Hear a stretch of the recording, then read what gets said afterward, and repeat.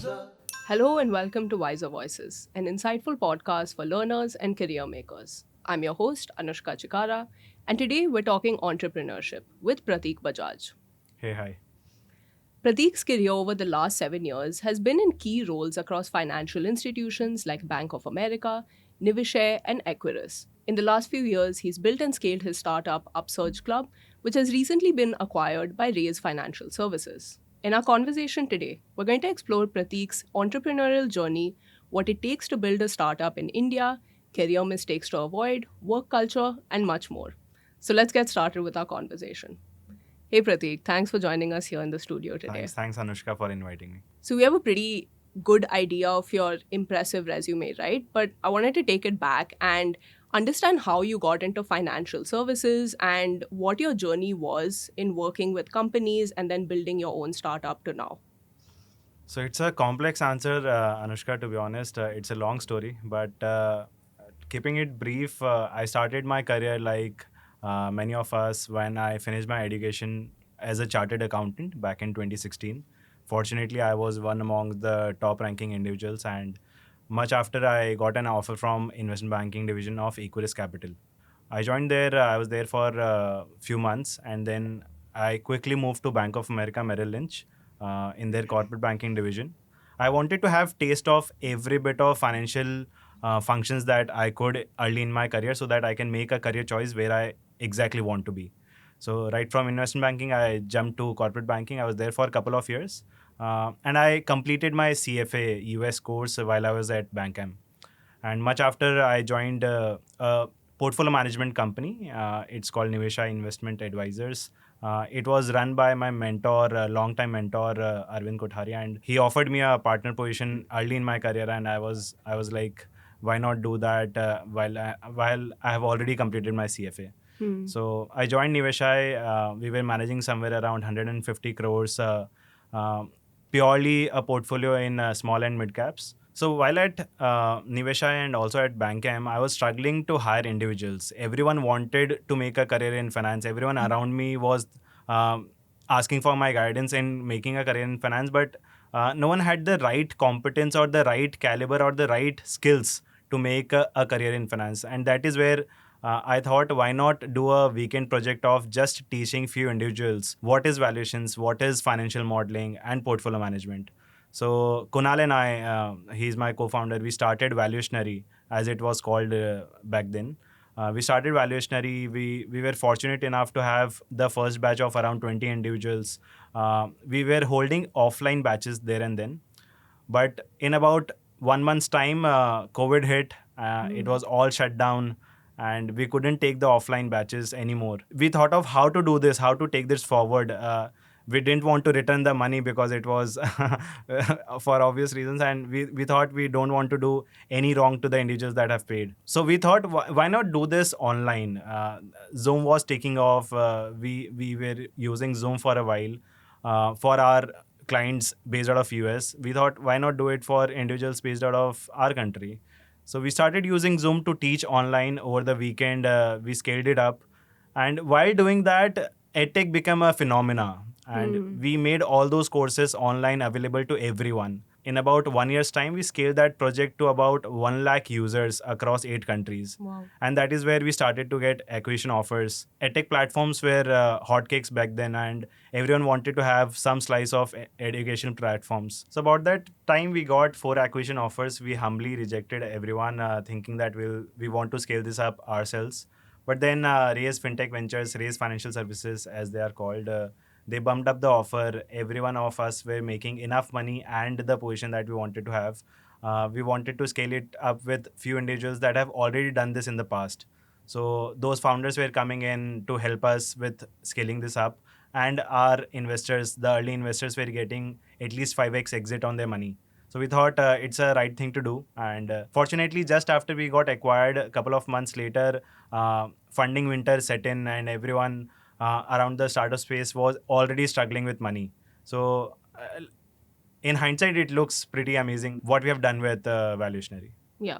So, I mean, obviously, there's a few things, right? One is figuring out the perfect problem to solve when you were in the right place to identify it. Two, as you said, is timing and a little bit of luck. But Other than that, right, I want to understand what, at this point in India, what does it take to understand how to build a startup?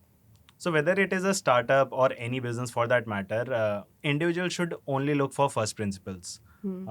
We have been taught early in our career the basic principles of economics: land, labor, capital. If we have got three things right, land, labor, and capital, any startup can flourish. So we were based out of Surat back then. The land was pretty much available to us. The labor, we had few contacts here and there, and we were able to get more potent developers coming in from even US and places around Mumbai, Bangalore to join in, because COVID made us believe that आप remotely भी आराम से work कर सकते हो. So Hmm. land was available, labor was available, and it was all about capital.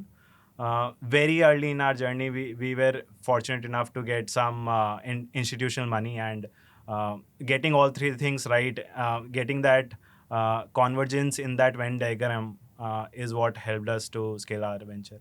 Right. It's great to know the first principles of that from you, right? So, speaking of labor, I'm curious to understand, what do you look for when you're hiring people and building teams in your ventures?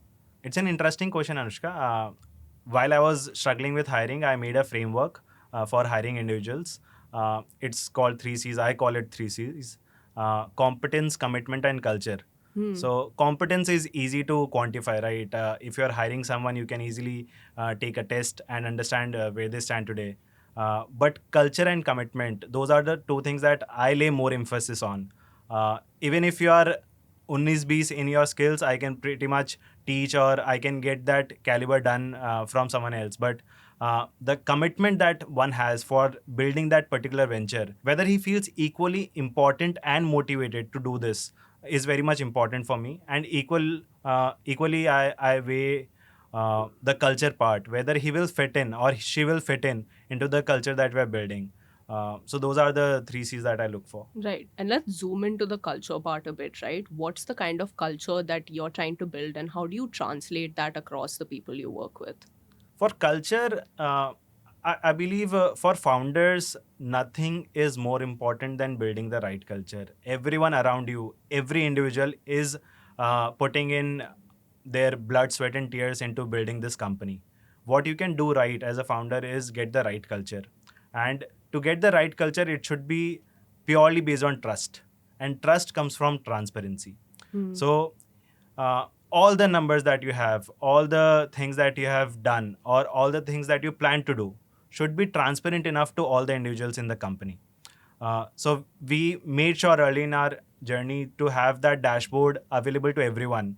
Even if I was pitching to my investors for that matter, I made sure that if there are individuals around me, I was pretty okay. I Hmm. used to pitch to my investors pretty much in front of my interns and employees. And in fact, our first $100,000 check came from father of our intern, and it was very pleasing and very confident building exercise for us to have our interns and employees believe in us so much so that they are even willing to put in money.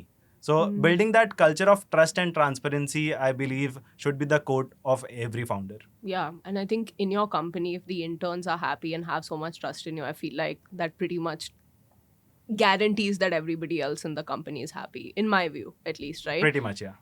And the next part that you mentioned is the commitment, right? So I wanted to ask you, what do you do to keep the people around you inspired and committed to the cause of your company?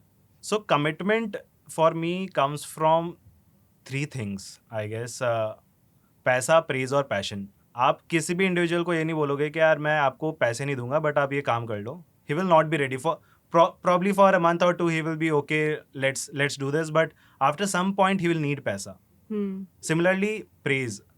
If you don't give the right recognition to that individual, for a month or two he will be okay, let's build this, let's build it, but somewhere down the line he looks for that recognition, that praise Hmm. coming in from horse's mouth, Hmm. coming from the founder's mouth कि यार ये मेरे को praise कर रहा है, ये मेरे को recognize कर रहा है for the efforts that I'm putting in. Yeah. And then comes the passion.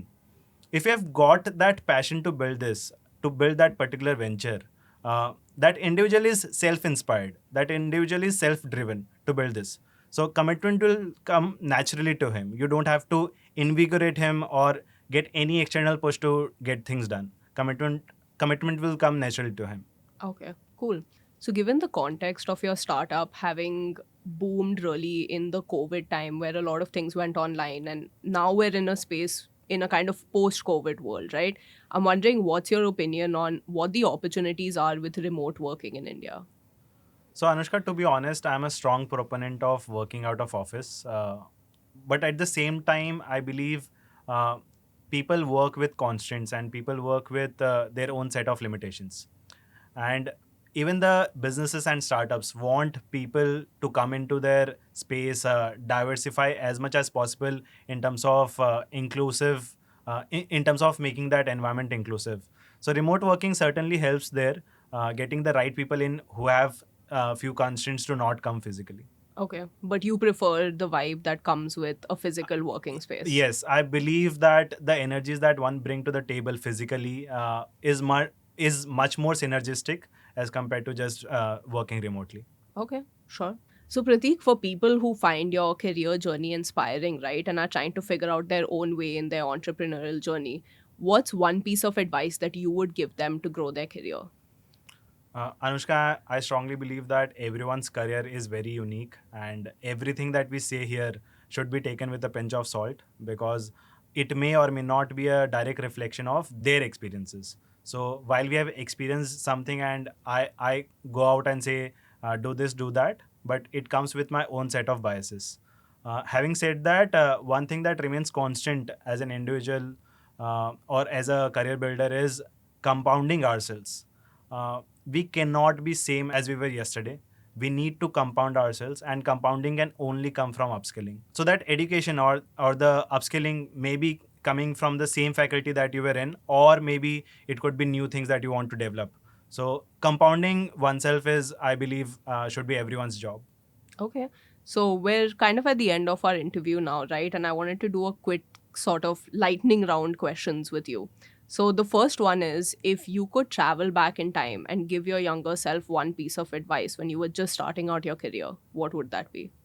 Anushka, I will be very happy if I could travel back in time. But if I could give one piece of advice, I will definitely say be bold, take more risks. Uh, Opportunities, if they're knocking at your door, you should certainly be there to grab them. Uh, if you can start up early, you should start up early. The worst thing that can happen to you is probably you will end up becoming the best employee in the world. Okay. And the second one, which we've touched upon a little bit, but what is one mistake you would tell people to avoid in their entrepreneurial careers? If you're an entrepreneur or if you're starting up, we talked about a confluence of land labor capital. If you want to have the right set of people, you need to make sure that uh, they feel belong to the place. And I believe that has come up really well with me because I believe in one philosophy of praising in public and appraising in private. Hmm. If you have some feedback, if you have anything to criticize on, make sure that individual is talking just to you. One-on-one conversation is much more preferred. But if you're praising someone, they will feel more happy.